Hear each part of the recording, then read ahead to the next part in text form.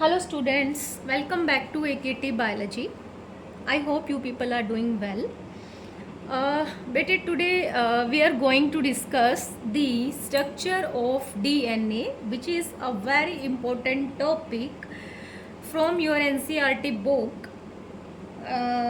And the chapter number is 5, that is molecular basis of inheritance. जैसे इसका name suggest कर रहा है, molecular basis of inheritance means inheritance on the level of molecules.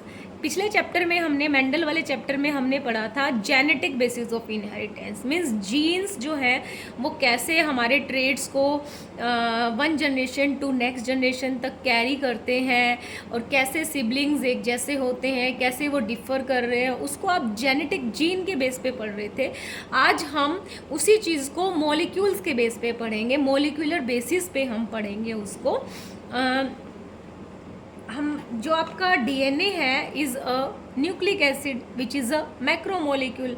Okay, तो आज इसकी जो आपकी डीएनए की स्ट्रक्चर है उसके बेसिक से हम स्टार्ट करते हैं। जो सेल होती है बेटा, हमारी सेल्स है, हमारी बॉडी है, लिविंग ऑर्गेनिज्म जो है उसमें दो तरह के मॉलिक्यूल्स होंगे, larger molecule and small one. Larger means macro molecules और माइक्रो मॉलिक्यूल्स। मैक्रो मॉलिक्यूल्स की कैटेगरी में आपके DNA, RNA, proteins, carbohydrates, lipids ये सब आते हैं, ठीक है। और माइक्रो में आपके विटामिन्स वगैरह ये सब आएंगे। तो DNA is a macro molecule. हम सबको पता है कि DNA is the genetic material of most of the organism. Genetic material means तुम्हारे जो जेनेटिक है कंपोजिशन, तुम्हारा जो जीनोम है न्यूक्लियस के अंदर, जो तुम्हारे जीन्स हैं they are made up of DNA. Okay, तो इसका केमिकल नेचर क्या है? DNA is a nucleic acid, ठीक है। न्यूक्लिक एसिड जैसे प्रोटीन्स होते हैं उसी तरह न्यूक्लिक एसिड एक मैक्रोमोलिक्यूल है। डीएनए न्यूक्लिक एसिड क्यों है? Because it is acidic in nature and it is present in nucleus, that is why DNA is nucleic acid. जो न्यूक्लिक एसिड है आपका, जो डीएनए है वो मोनोमर यूनिट्स का बना होता है। जिस तरह एक हम घर की बात करें वो ब्रिक से मिलके बनता है। आपको पता है कि हमारी बॉडी की जो बेसिक यूनिट है वो सेल है, हम सेल से मिलके बने हैं। सेल, टिश्यू, ऑर्गन सिस्टम, ये आपने 11th क्लास में भी पढ़ा है। उसी तरह डीएनए की जो बेसिक यूनिट है वो है न्यूक्लियोटाइड, ठीक है बेटा। जो न्यूक्लिक एसिड है वो दो तरह के होते हैं, आरएनए एंड डीएनए। ओके, आज हम स्ट्रक्चर डीएनए की करेंगे and because DNA is a major genetic material in most of the organism and RNA जो होता है वो जेनेटिक मटेरियल होता है ज़्यादातर वायरसेस में। उसके अलावा आरएनए जेनेटिक मटेरियल होने के साथ साथ इसके और भी कुछ रोल्स हैं जो मैं बाद में डिस्कस करूँगी। पहले हम डीएनए पे फोकस करते हैं। डीएनए जो है स्मॉल यूनिट से मिलके बना हुआ होता है। जैसे ये आपका डीएनए है, दिस इज़ डीएनए जो है उसकी बेसिक यूनिट्स जो है वो न्यूक्लियोटाइड है। बहुत सारे nucleotides and so on, nucleotides मिलके एक लॉन्ग चेन बनाते हैं, उसको बोलोगे पॉलीन्यूक्लियोटाइड। एक है तो मोनोन्यूक्लियोटाइड, दो है तो डाई न्यूक्लियोटाइड, इस तरह सो ऑन एंड बहुत सारे जब एक साथ जुड़ जाते हैं उसको बोलोगे आप पॉलीन्यूक्लियोटाइड। सो आपका डीएनए क्या है? एक न्यूक्लिक एसिड है विच इज़ अ पॉलीन्यूक्लियोटाइड। तो ये जो न्यूक्लियोटाइड है बेसिकली इसकी स्ट्रक्चर हम पहले करेंगे, क्योंकि पूरा का पूरा हमारा डीएनए का ये बेसिक यूनिट है, ये मोनोमर यूनिट है। तो इसीलिए ये एक्चुअली है क्या, ये न्यूक्लियोटाइड है क्या। और एक और चीज़, जो बहुत सारे जो न्यूक्लियोटाइड्स हैं वो आपस में एक बॉन्ड से जुड़े होते हैं, जो हम जब स्ट्रक्चर डिटेल में करेंगे वो मैं आपको बताऊंगी। ये सारे न्यूक्लियोटाइड्स मिलके एक लॉन्ग पॉलीमर बनाते हैं, न्यूक्लियोटाइड्स बनाते हैं, जिसको आप न्यूक्लिक एसिड बोलते हैं। और वो न्यूक्लिक एसिड डीएनए कैसे बन जाता है और फिर आरएनए कैसे बन जाता है वो हम डिस्कस करेंगे। पहले हम न्यूक्लियोटाइड की बात करते हैं। जो ये न्यूक्लियोटाइड है बेटा, ये तीन इसकी बेसिक यूनिट है, 3 चीज़ों से ये मिलके बना है। One is sugar. शुगर जो होती है वो पेंटोज शुगर होती है। इसमें पेंटोज यू नो वेल ना, कि जिसमें 5 कार्बन होते हैं, ठीक है। और उस शुगर का नाम जो है वो है राइबोज शुगर, ठीक है। अगर ये शुगर जो है, राइबोज शुगर जो है, अगर वो आरएनए की बात चल रही है तो राइबोज शुगर होती है, इसीलिए जो आरएनए है that is ribo nucleic acid. लेकिन अगर डीएनए की बात चलेंगे तो उस राइबोज शुगर के सेकंड कार्बन से ऑक्सीजन ग्रुप रिमूव हो जाता है, इसीलिए यही शुगर फिर बन जाती है डीऑक्सीराइबोज। ओके, तो ये शुगर है, पहला कंपोनेंट जो न्यूक्लियोटाइड का है। Then base. Base is a nitrogenous base. ये कितने टाइप के होते हैं, क्या इनकी स्ट्रक्चर होती है, अभी हम करेंगे। And third is phosphate group. So जो बेसिक यूनिट है डीएनए की, न्यूक्लियोटाइड जो है 3 कंपोनेंट से मिलके बना है, sugar, base and phosphate group. सबसे पहले हम शुगर की बात करते हैं। शुगर जो है पेंटोज शुगर होती है, 5 कार्बन शुगर होती है, 1 2 3 4 एंड 5, ठीक है। अगर हम आरएनए की बात करें, जो वायरसेस में होता है जेनेटिक मटेरियल, और आरएनए का स्ट्रक्चरल रोल भी होता है हमारी सेल में, मैं वो बाद में बताऊंगी आपको। ये आरएनए में इस तरह से ये स्ट्रक्चर प्रेजेंट होती है शुगर की, इसीलिए इसको राइबोज शुगर बोलते हैं। लेकिन जब डीएनए की बात चलती है तो इसी शुगर की, राइबोज शुगर की सेकंड पोजीशन से ये वाला ऑक्सीजन जो है वो रिमूव हो जाता है, ठीक है, कार्बन नंबर 2 से, जिससे यही शुगर जो है बन जाती है डीऑक्सीराइबोज शुगर। ओके, तो ये किस में प्रेजेंट होगी? डीऑक्सीराइबोज शुगर डीएनए में प्रेजेंट होगी। इससे आपको क्या पता लगता है कि जो न्यूक्लियोटाइड है, जो आपका बेसिक यूनिट है डीएनए का या आरएनए का, उसमें जो शुगर है वो राइबोज शुगर होती है इन केस ऑफ आरएनए, और अगर डीएनए की बात हो तो वही शुगर होती है डीऑक्सीराइबोज। इसीलिए डीएनए की फुल फॉर्म है डीऑक्सी राइबो न्यूक्लिक एसिड और आरएनए की है राइबो न्यूक्लिक एसिड। और यहाँ से एक क्वेश्चन भी निकल आ गया कि डीएनए और आरएनए में बेसिक डिफरेंस क्या है, कि आरएनए में जो शुगर प्रेजेंट होती है वो राइबोज होती है, और डीएनए में जो शुगर होती है वो डीऑक्सीराइबोज होती है, बिकॉज सेकेंड पोजिशन से ऑक्सीजन रिमूव हो जाता है, ठीक है। ये शुगर हो गई, हमने शुगर कर ली। हम डीएनए की बात कर रहे हैं, हम इसको डिटेल में पढ़ेंगे। दूसरा कंपोनेंट है न्यूक्लियोटाइड का, सेकंड कंपोनेंट इज बेस। क्योंकि हमने पढ़ा है कि जो न्यूक्लियोटाइड है वो शुगर, बेस और फॉस्फेट से मिलके बना है, ठीक है। तो अब हम बेस की बात करें। बेस जो है वो नाइट्रोजिनस बेस है, यानी नाइट्रोजन कंटेनिंग कंपाउंड्स होते हैं। ये 2 तरह के होते हैं बेटा, प्योरिन्स एंड पायरेमिडिन्स, ठीक है। प्योरिन्स जो होते हैं वो आपके डबल रिंग स्ट्रक्चर होती है, पायरेमिडिन जो है वो सिंगल रिंग स्ट्रक्चर है। स्ट्रक्चर आपको इस लेवल पे पता ही होनी चाहिए, क्योंकि 11th में आपका जो बायोमोलिक्यूल वाला चैप्टर था ये, उसमें स्ट्रक्चर्स थी। लेकिन 12th क्लास के बोर्ड के अकॉर्डिंग आपको इसमें बस बेसिक डिफरेंस ये पता होना चाहिए कि प्योरिन्स जो है वो डबल रिंग स्ट्रक्चर होती है, और पायरेमिडिन जो है वो सिंगल रिंग स्ट्रक्चर होते हैं, ठीक है। प्योरिन्स में जो प्योरिन्स आपके बेस हैं, प्योरिन्स में जो बेस हैं वो 2 तरह के होंगे, एडेनिन एंड ग्वानिन, एंड पायरेमिडिन होते हैं cytosine and thymine. This is adenine, this is guanine, C stand for cytosine, T stand for thymine, ठीक है। Double ring single ring structure मतलब, जैसे अगर एडेनिन और ग्वानिन आएगा, हमेशा उनकी स्ट्रक्चर इस तरह होगी कि 2 रिंग वाली स्ट्रक्चर होगी। ये structure exactly I don't remember. और सिंगल रिंग ये जैसे शुगर की थी, 1 रिंग वाली स्ट्रक्चर होती है साइटोसिन और थाइमिन की, ठीक है। और उसके अलावा ये जो बेस है AG, प्योरिन, पायरेमिडिन, C, T, ये डीएनए में प्रेजेंट होते हैं। लेकिन ये हम डीएनए की बात कर रहे हैं, लेकिन अगर आरएनए की बात चलेगी तो आरएनए में एडेनिन भी होगा, ग्वानिन भी होगा, साइटोसिन भी होगा, लेकिन थाइमिन की जगह पे यूरेसिल प्रेजेंट होगा, that is U, okay. Thymine और यूरेसिल में कुछ खास डिफरेंस नहीं है, बस यही है कि थाइमिन जो होता है इनकी स्ट्रक्चर सेम होती है। यूरेसिल की जो स्ट्रक्चर है उसकी 5th पोजीशन पे मिथाइल ग्रुप जब लग जाता है तो उसको थाइमिन बोलते हैं।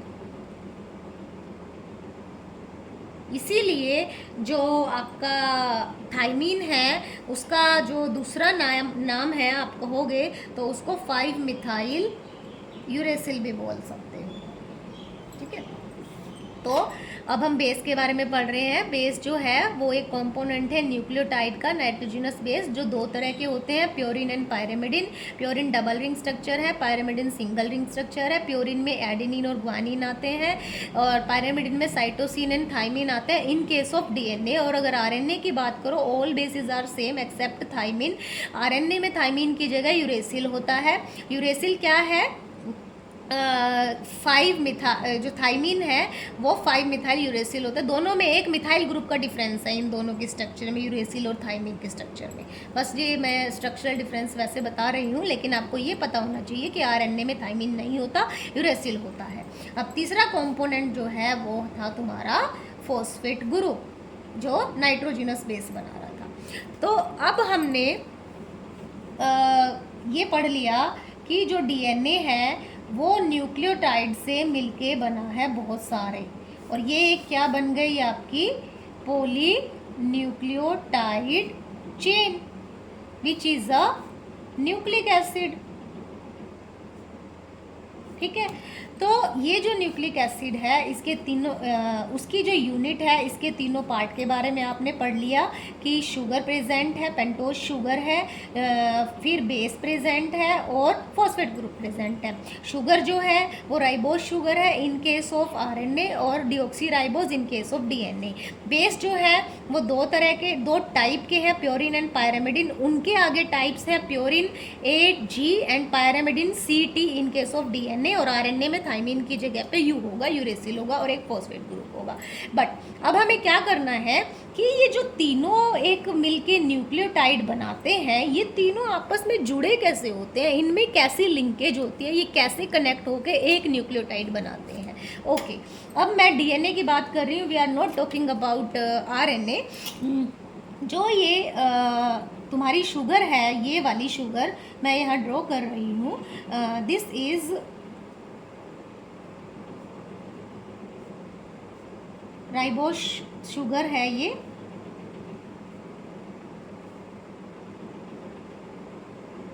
बट मैंने इसकी सेकंड पोजीशन से,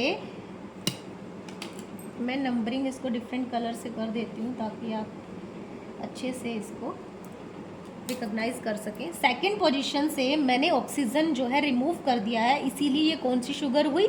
डीऑक्सीराइबोज शुगर। ठीक है, ये शुगर मैंने यहाँ ड्रॉ कर दी है। अब हम डिस्कस करते हैं कि ये बेस जो है इस शुगर से कहाँ अटैच होता है, कैसे जुड़ा होता है। बेस जुड़ा होता है शुगर के कार्बन नंबर 1 पे, यहाँ पर।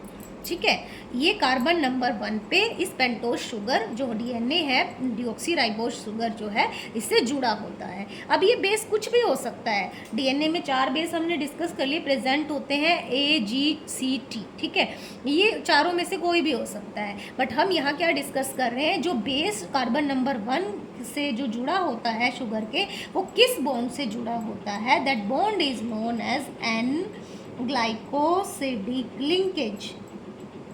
एन ग्लाइकोसिडिक लिंकेज क्यों? Linkage is a bond. ठीक है, एन मतलब जो नाइट्रोजनस बेस है उसका जो नाइट्रोजन है वो कार्बन नंबर 1 के साथ मिलके शुगर के ग्लाइकोसिडिक बॉन्ड बना रहा है। That is why the linkage between base and the sugar is known as N glycosidic linkage. अच्छा, अब हम तो न्यूक्लियोटाइड की स्ट्रक्चर कर रहे हैं। ये शुगर है, this is sugar, this is base. Sugar और बेस मिलके जो जब दोनों जुड़ जाते हैं वाया एन ग्लाइकोसिडिक लिंकेज, इसको हम बोलेंगे nucleoside. There is difference between nucleotide and side. Nucleotide तो बेसिक यूनिट है जिनसे मिलके तुम्हारा डीएनए बना हुआ है, जिसके इस न्यूक्लियोटाइड के 3 कंपोनेंट है, sugar, base and phosphate group. लेकिन न्यूक्लियोसाइड है शुगर प्लस बेस। जब शुगर और बेस जुड़ते हैं एन ग्लाइकोसिडिक लिंकेज से तो उसको बोलते हैं न्यूक्लियोसाइड। लेकिन जब फॉस्फेट ग्रुप भी इसमें आ जाता है, तब ये पूरा बन जाता है आपका न्यूक्लियोटाइड। ओके, तो sugar plus base is nucleoside, जो अपने आप में इनकम्प्लीट यूनिट है, मतलब न्यूक्लियोटाइड नहीं है वो पूरा।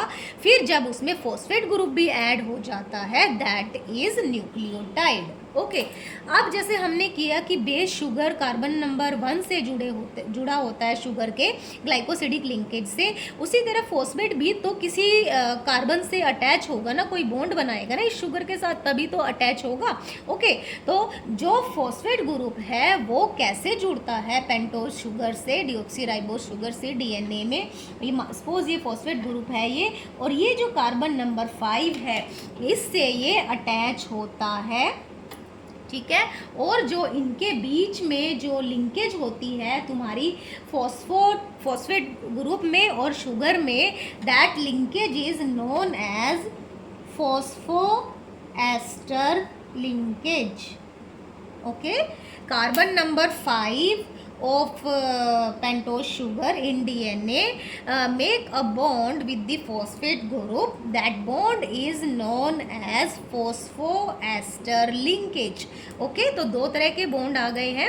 शुगर है, शुगर के साथ जब बेस जुड़ता है कार्बन नंबर 1 पे तो बॉन्ड होता है एन ग्लाइकोसिडिक लिंकेज, और इस यूनिट को हम बोलेंगे न्यूक्लियोटाइड। लेकिन जब फॉस्फेट ग्रुप आ जाता है वो कार्बन नंबर 5 पे जो लिंकेज बनाता है उसके साथ शुगर के साथ, दैट इज फॉस्फोएस्टर लिंकेज। अब ये जुड़ गए हैं तीनों आपस में बॉन्ड से, तो ये एक मोनोमेरिक यूनिट डीएनए की बन गई है जिसको हम कहेंगे न्यूक्लियोटाइड। इसी तरह ये वाली न्यूक्लियोटाइड यूनिट है, फिर एक और न्यूक्लियोटाइड एंड सो ऑन। तो सारे न्यूक्लियोटाइड इसी तरह इन 3 जो ग्रुप से मिलके बनते हैं, ठीक है।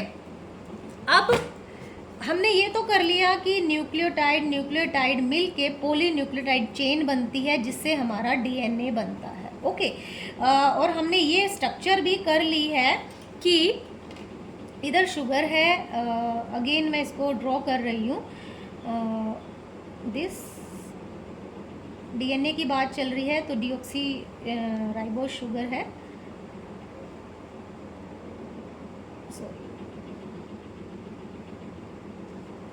दिस इज H, ठीक है। Carbon number 1, 2, 3, 4 and 5। यहाँ पे बेस अटैच है, कार्बन नंबर 5 से फॉस्फेट ग्रुप अटैच है। दिस इज अगेन मैं रिवाइज करवा रही हूँ आपको, an glycosidic linkage carbon number 1 पे, 5 पे फॉस्फोएस्टर लिंकेज। अब ये एक जो है वो एक न्यूक्लियोटाइड बन गया आपका, लेकिन इसके आगे भी तो एक और न्यूक्लियोटाइड होगा ना, बहुत सारे होंगे। मैंने कहा है बहुत सारे न्यूक्लियोटाइड्स मिलकर डीएनए बनाते हैं। तो अगली न्यूक्लियोटाइड हम ड्रॉ करते हैं। अगला न्यूक्लियोटाइड वो भी ऐसे ही होगा, सेम होगा, स्ट्रक्चर सेम है, दिस।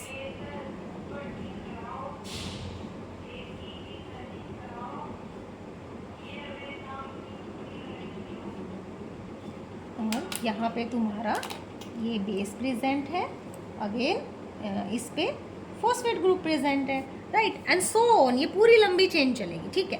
बट हमने यहाँ पे पढ़ा है कि डीएनए जो है जब न्यूक्लियोटाइड मिल जाते हैं तब डीएनए बनता है, पॉलीन्यूक्लियोटाइड की चेन होती है ये, ठीक है। तो ये चेन में न्यूक्लियोटाइड्स आपस में भी तो किसी बॉन्ड से जुड़े होते हैं। आपस में वो किस बॉन्ड से जुड़ेंगे वो हम अब डिस्कस करते हैं, ठीक है। वो कैसे लिंक होंगे, क्या होता है कि जो पहला न्यूक्लियोटाइड है, फर्स्ट जो न्यूक्लियोटाइड है उसका कार्बन नंबर 3 का जो हाइड्रोक्सिल ग्रुप है, ठीक है, वो हाइड्रोक्सिल ग्रुप कार्बन नंबर 5 का जो उससे नेक्स्ट जो वो है इसकी शुगर है, ठीक है, ये 5 नंबर पे जुड़ा होता है फॉस्फेट ग्रुप, इसके साथ बॉन्ड बनाता है, दिस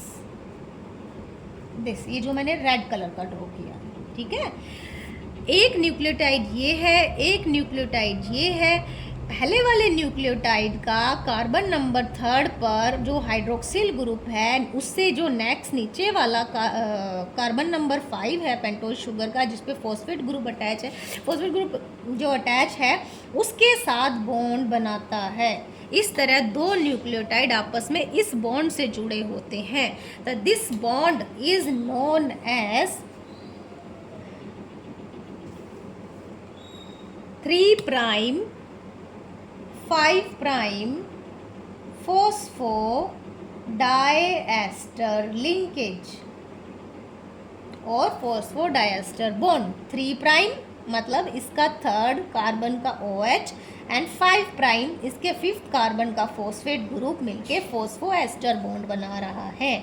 ओके, तो समझ में आ गया दो न्यूक्लियोटाइड कैसे जुड़े होते हैं। इसी तरह जब नेक्स्ट न्यूक्लियोटाइड आएगा तो इसका जो है हाइड्रोक्सिल ग्रुप नीचे जो दूसरा शुगर होगा उसके फिफ्थ कार्बन पे जो फॉस्फेट ग्रुप प्रेजेंट है उसके साथ बॉन्ड बनाएगा 3' 5' फॉस्फोडाइएस्टर लिंकेज। उसी तरह सारे न्यूक्लियोटाइड्स के बीच में जो बॉन्ड प्रेजेंट होगा that bond is known as 3' phosphodiester linkage. इसीलिए जो डीएनए है न्यूक्लियोटाइड दूसरे न्यूक्लियोटाइड फिर न्यूक्लियोटाइड जो चेन बन जाती है वो फॉस्फोडाइएस्टर बॉन्ड जो है 3' 5' उसकी वजह से बनती है। तो ये यूनिट तो एक इस तरह से पूरी चेन बन जाएगी। ठीक है, ये जो चेन है ये ऐसे बन जाएगी तो तुम्हारा डीएनए बन जाएगा, that is your nucleotide polynucleotide chain और योर न्यूक्लिक एसिड डीएनए। और डीएनए क्यों है वो? क्योंकि उसमें शुगर जो है वो डीऑक्सीराइबोज प्रेजेंट है।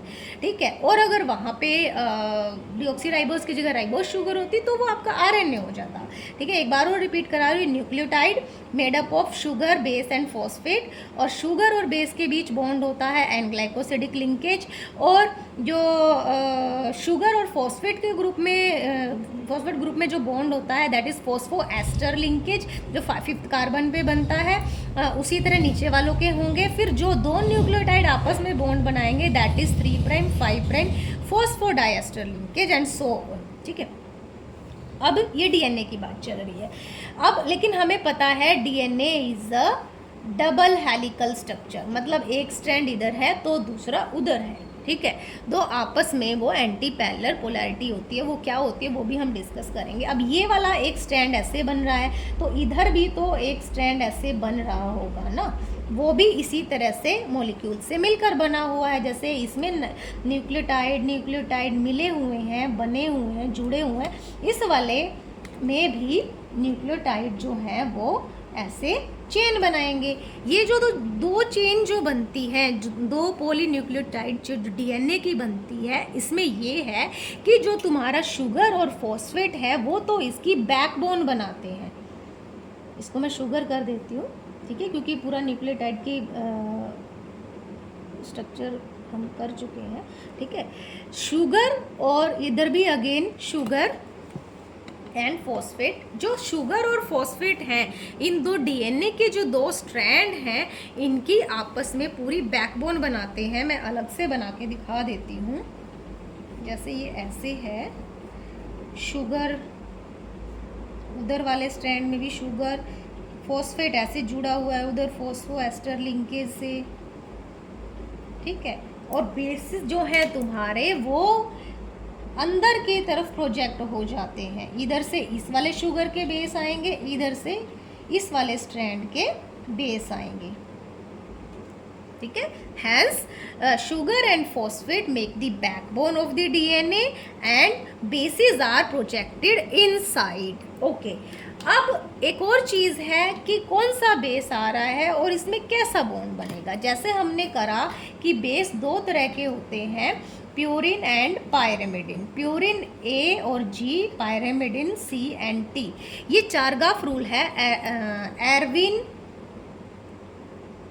चारगाफ जो है एक साइंटिस्ट है जिसने ये रूल दिया था, और इसके अकॉर्डिंग क्या है, ए हमेशा कॉम्प्लीमेंट्री बेस पेयरिंग करता है टी के साथ, यानी ए और टी के बीच में डबल हाइड्रोजन बॉन्ड प्रेजेंट होगा, जी और सी के बीच में ट्रिपल हाइड्रोजन बॉन्ड होगा। और हमेशा इस रूल के अकॉर्डिंग एक डीएनए तुम्हारा जो हेलिक्स बनेगा उसमें जो बेसिस का जो रेशो होगा प्यूरिन्स का और पायरेमिडिन के साथ that is 1:1, that is constant and equal 1, यानी जो है कि तुम्हारा अगर ए आएगा इस वाले स्ट्रैंड में, यहाँ पे अगर ये वाला बेस ए है तो सामने वाले स्ट्रैंड से टी ही आएगा और इन दोनों के बीच डबल हाइड्रोजन बॉन्ड बनेगा। ये अगर जी है तो उसके अपोजिट सी ही आएगा, उसमें ट्रिपल हाइड्रोजन बॉन्ड बनेगा एंड सो ऑन। अगर यहाँ टी है तो यहाँ ए आएगा। आ कुछ भी सकता है, ये नहीं है कि सीरियल ऑर्डर में आएगा, ए टी जी सी कुछ भी आ सकता है, ठीक है। इस तरह से हम कह सकते हैं कि sugar and phosphate make the backbone and base project inwards in the helix and there is double hydrogen bond between A and T, adenine and thymine and triple hydrogen bond between guanine and cytosine. और ये hydrogen bond जो है ये इसको stability provide करते हैं दोनों strand को टुगेदर लाने में, इसीलिए ये हेलिकल स्ट्रक्चर जो है डीएनए की वो स्टेबल है। उसके अलावा प्योरिन और पायरिमिडिन की स्ट्रक्चर ऐसे होती है जिस तरह से कॉइन्स एक दूसरे के ऊपर अगर हम रख दें, ठीक है, ये ऐसे मतलब यूनिफॉर्मिटी होती है, पूरे के पूरे हेलिक्स में यूनिफॉर्मिटी बनी रहती है। जो प्लेन्स हैं उनके, जैसे तुम केमिस्ट्री में पढ़ते हो, स्ट्रक्चर्स के जो प्लेन हैं आपस में ऐसे बिल्कुल स्टैक हो जाते हैं, बिल्कुल अच्छे से जुड़ जाते हैं, ठीक है। इसीलिए हाइड्रोजन बॉन्ड और जो प्योरिन पायरिमिडिन जो बेसिस हैं उनकी जो स्ट्रक्चर है वो एडिशनल स्टेबिलिटी प्रोवाइड करती है डबल हेलिकल स्ट्रक्चर जो तुम्हारी डीएनए की है उसको, ठीक है। तो आपको इतना समझ में आ गया कि डीएनए की ये स्ट्रक्चर होती है। उसके अलावा एक और चीज़ मैं आपको बताना चाहती हूँ कि डीएनए की हमने डीएनए की जो स्ट्रक्चर होती है, डीएनए के दोनों स्ट्रैंड जो है, कहा जाता है कि जैसे आप पढ़ते भी हो, एक एंड 5 प्राइम होता है तो दूसरा 3 प्राइम होता है और एंटी पैरेलल ये रन करते हैं। ये 3 प्राइम 5 प्राइम है क्या एक्चुअली? देखो हमने अभी स्ट्रक्चर की थी, अब ये पूरी की पूरी चेन प्रेजेंट है, लेकिन जहाँ से ये स्टार्ट हो रही है, कहीं से तो स्टार्ट होगी और कहीं से एंड होगी। ये जो चेन है, अगर हम सिंगल चेन की बात करें, पॉलीन्यूक्लियोटाइड चेन की, जैसे फॉर एग्जांपल ये इसका स्टार्टिंग पॉइंट है, इस वाले न्यूक्लियोटाइड में ये कार्बन नंबर 5 पे जो फॉस्फेट ग्रुप लगा हुआ है, इट इज़ फ्री हैंगिंग, ये किसी हाइड्रोक्सिल ग्रुप से नहीं जुड़ा हुआ है ऊपर, इसीलिए ये क्या है, फ्री है, फ्री फॉस्फेट ग्रुप है, ठीक है। इसीलिए ये जो 5 प्राइम लिखा हुआ है यहाँ पे इस वाले स्ट्रैंड के, ये क्या रिप्रेजेंट करता है, free phosphate group at the 5 prime end of the carbon sugar के, ठीक है, फ्री फॉस्फेट ग्रुप को शो करता है। और फिर जब ये पूरी चेन नीचे जाएगी, ये ऐसे नीचे जाएगी, इसका लास्ट वाला ये वाला हाइड्रोक्सिल ग्रुप ये आगे किसी फॉस्फेट से नहीं करेगा because it is the last molecule. ये वाला हाइड्रोक्सिल जो है वो किसी नीचे शुगर से बॉन्ड नहीं बना रहा है, वो भी हैंगिंग है, इसीलिए ये 3 प्राइम जो है ये हाइड्रोक्सिल ग्रुप फ्री हैंगिंग है, इसीलिए ये 3 प्राइम ग्रुप बोल देंगे इसको, 3 प्राइम, ठीक है, हैंगिंग है ये। उसी तरह जब आप दूसरे स्टैंड की बात करोगे उसमें यही होगा, उसमें भी बस उसमें पोलैरिटी अपोजिट हो जाएगी, वो एंटी पैरेलल होंगी। रीज़न क्या है, क्योंकि इधर ए है तो इधर टी है, इधर जी है तो इधर सी है, इसीलिए वो अपोजिट हो जाएगा कि इस वाले स्टैंड पे 3 प्राइम एंड पे इधर हाइड्रोक्सिल ग्रुप फ्री है और इधर फॉस्फेट ग्रुप फ्री है। इसीलिए ये एक लाइन अगर हम कहेंगे वन वर्ड में तो कि the 2 strand of the DNA run anti-parallel with opposite polarity. If one strand is 5 prime 3 prime then other will be 3 prime 5 prime. And what is 3 prime 5 prime वो हम डिस्कस कर चुके हैं। 5 प्राइम पे phosphate group free hanging है और 3 prime पे hydroxyl group free है आपका, ठीक है। और उसके अलावा हमें क्या डिस्कस करना है, अगर हम स्ट्रक्चर की बात करें डीएनए की स्ट्रक्चर जो है वो सबसे पहले उसको आइडेंटिफाई जिसने किया था 1869 में फ्रेडरिक मैशर ने किया था, जो आपके एनसीईआरटी बुक में दे रखा है, ठीक है। उसने उसको आइडेंटिफाई किया था, but because of lack of technology, क्योंकि ये मेंडल के टाइम के आसपास ही था, ठीक है, लैक ऑफ टेक्नोलॉजी और माइक्रोस्कोपी वगैरह इतनी डेवलप नहीं हुई थी, वो इतना काम इस पर नहीं कर पाया। फिर उसके 100 ईयर्स बाद क्या हुआ कि 1952 में रोज़ेलिंड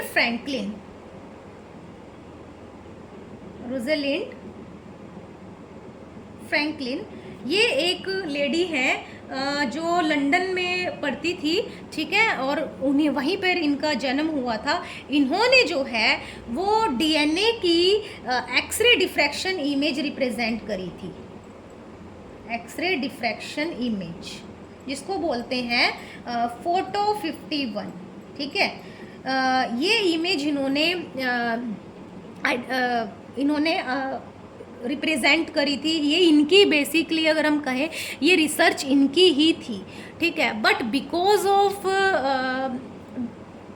फीमेल डिस्क्रिमिनेशन और या due to some any other reason क्या हुआ कि जो काम इन्होंने किया था किसी कॉमन के थ्रू जो आगे पास ऑन हो गया 1953 में। फिर दो साइंटिस्ट आए, उसके जो साइंटिस्ट थे वो James Watson and Francis Crick. उन्होंने रोजलिंड फ्रैंकलिन की डाटा के बेस पे एक्सरे डिफ्रैक्शन इमेज थी जो डबल हेलिकल डीएनए की, इसके बेस पे उन्होंने डीएनए का डबल हेलिक्स मॉडल दिया। बेसिकली रिसर्च ये इनकी थी, रोजलिंड फ्रैंकलिन की, लेकिन इन्होंने थोड़ी और चारगाफ का रूल के अकॉर्डिंग और फिर इनके काम को कंबाइन करके उन्होंने डीएनए का डबल हेलिक्स मॉडल दिया। डीएनए का डबल हेलिक्स मॉडल क्या कहते हैं कि DNA is made up of 2 polynucleotide chain. वो कैसे बनी है वो हम डिस्कस कर चुके हैं। और 2 जो पॉलीन्यूक्लियोटाइड चेन है उसमें शुगर और फॉस्फेट बनाते हैं उसकी बैकबोन, बेस प्रोजेक्ट इनसाइड, ठीक है। दूसरा सेकंड पॉइंट है, दोनों स्टैंड जो है वो एक दूसरे के एंटी पैरेलल है। अगर एक 5 प्राइम 3 प्राइम है तो दूसरा 3 प्राइम 5 प्राइम होगा। और ये 5 प्राइम 3 प्राइम क्या है ये भी हम डिस्कस कर चुके हैं। उसके अलावा थर्ड पॉइंट है कि जो बेसिस हैं वो आपस में अंदर की तरफ हाइड्रोजन बॉन्ड से जुड़े होते हैं। A always pair with T of the another strand, G always with C. There is double bond between A and T and triple bond between G and C. और ये हाइड्रोजन बॉन्डिंग इसको stability provide करती है और basis की जो structure है वो भी इसको एडिशनल स्टेबिलिटी प्रोवाइड करती है। According to Chargaff rule, A is always pair with T, G always with C and the ratio in the whole strand purine और पायरामिडिन का इज कांस्टेंट एंड इक्वल 1, जिसको चारगाफ rule बोलते हैं, ठीक है। और जो डीएनए है ये राइट हैंडेड फैशन में कॉइल करता है।